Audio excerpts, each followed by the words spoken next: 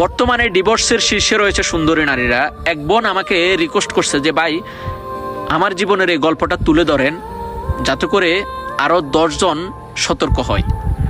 তো উনি আমারে বলতেছে যে ভাই আসলে ডিভোর্স সুন্দরী নারীদেরই বেশি হয়, কারণ আমি দেখতে অনেক সুন্দর, আমাকে যে কেউ পছন্দ করবে। তো আমি প্রথমত অহংকার করতাম নিজেকে নিয়ে। আমার বিয়ের 6 মাসের মাথায় ডিভোর্স হয়েছে।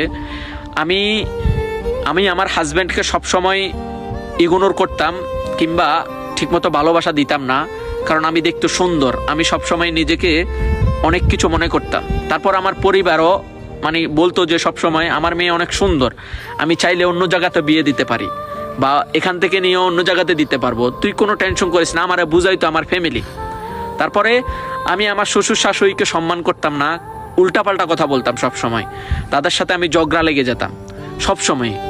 তো এই কারণে আমার ডিভোর্সটা হয়েছে, যে তারা অসহ্য হয়ে শেষমেশ তারা আমার কাবিনে যত টাকা পাইতাম তত টাকা দিয়ে আমাকে ডিভোর্স দিয়ে দিছে। আমিও রাজি হয়ে গেছি, আমার পরিবারও বলতেছে চলে আয়, আসার পর আমরা তোর নতুন জায়গায় বিয়ে দেব।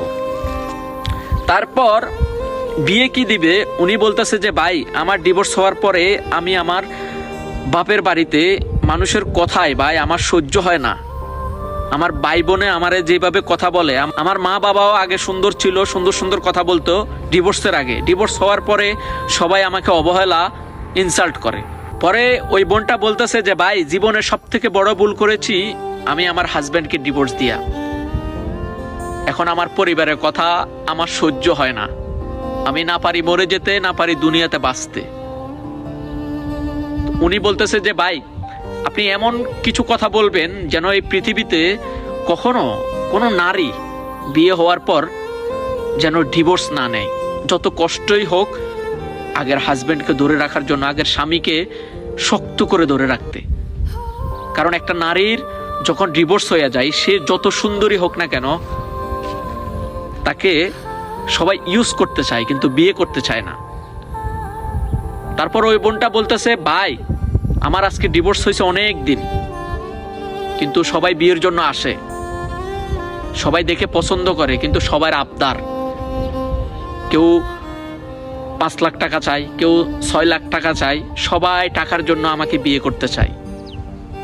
অথচ আমি দেখতে অনেক সুন্দর। এই সুন্দর রূপের কারণে আজ আমার অশান্তি। তো সবার উদ্দেশ্যে একটা কথাই থাকবে আমার, এই পৃথিবীতে মানুষ যখন ডিভোর্স হয়ে যায়, আমি মনে করি ওই বোনটার কথা শুনেও ডিভোর্স হওয়ার পর কোনো পুরুষ তাকে বিয়ে করতে চায় না, তাকে ইউজ করার জন্য তার সাথে কথা বলতে চায়।